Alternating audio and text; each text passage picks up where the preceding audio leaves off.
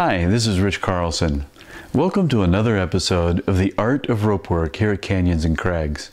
Today we're going to be talking about a knot called a flat overhand, also known as the European death knot, or EDK for short. It's a knot used in place of a bend to connect two ropes for long rappels. It's a favorite of many, including myself, because it's less likely to get caught in cracks and on edges and so on when you're pulling to retrieve your rope. Let's take a look at the proper way to tie it and some cautions. So grab your gear and a rope, follow along.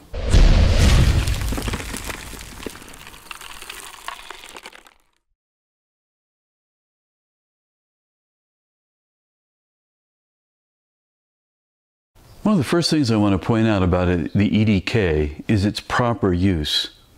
When you're connecting two ropes together, the EDK should be positioned right here at the rappel ring. You are either going to be rappelling on two strands of rope, in which case your load is going to be split between the two strands of rope, and the EDK will not take your full load, or you might be in a position where you're rappelling on only one side, in which case the EDK becomes pretty much a block coming to rest up against the rappel ring, and the other side of the rope won't be loaded at all. The proper way to tie an EDK is to first take the thicker of your two ropes, pass it through the rappel ring, come about 18 inches away from the tails, and tie an overhand. Tie it neatly, pre-tension it by pulling on each of the opposing strands and get it nice and snug.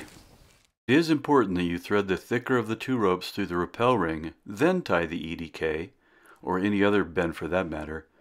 The thicker rope will create more drag running through your rappelling device than the thinner rope. If the bend connecting the two ropes is on the wrong side of the rappel ring, that drag can cause slippage, and you might find yourself at the end of the thinner rope before you reach the ground. Here is just one example of a flat overhand knot being used improperly. It is tied in a way that will put the full load on the knot. In situations like this, you should be using an actual bend, like a rethreaded figure 8 bend that is intended to hold loads along its major axis and will retain 60 to 70% of the rope's strength. A double fisherman's bend would be another appropriate choice. The most likely failure mechanism for a flat overhand knot, especially if loaded improperly, will be rolling or capsizing.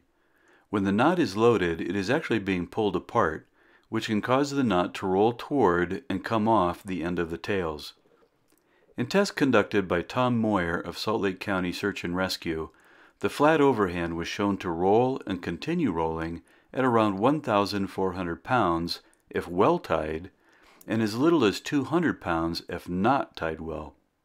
Moyers Tests also demonstrated that a flat figure 8 knot is an even worse choice, rolling at around 750 pounds if tied well, and as little as 110 pounds if not tied well. To make matters worse, a flat figure 8 will roll 2 to 3 times farther than a flat overhand with each roll. Among other tests of the EDK were those conducted by Grant Pratley from Over the Edge Rescue in New Zealand. Pratley tested the flat overhand knot in several variations. His tests of the flat overhand show that it rolled at 35% of the rope's strength and kept rolling.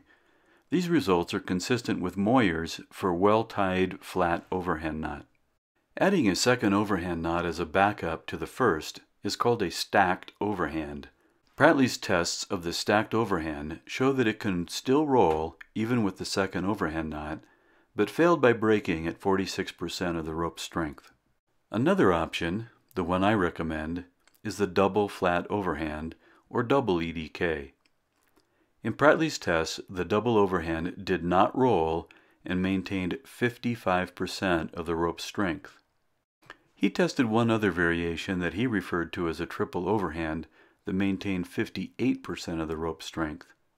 In my opinion, that small incremental improvement in maintained strength would not justify the added complexity in tying a triple overhand. Tying the double EDK is quite simple. It is basically a double fisherman using two strands of rope. If you only want to learn one knot for connecting two ropes for long rappels, this is it. But you still need to leave around 18 inches of tail, and it should only be used properly, like I demonstrated at the beginning of this video. If you found this video helpful, please give it a thumbs up. If you think it will benefit others, please share it on your favorite social media. The best way to keep this old man motivated to produce more videos like this one, while I still can, will be to subscribe to my channel. Thanks.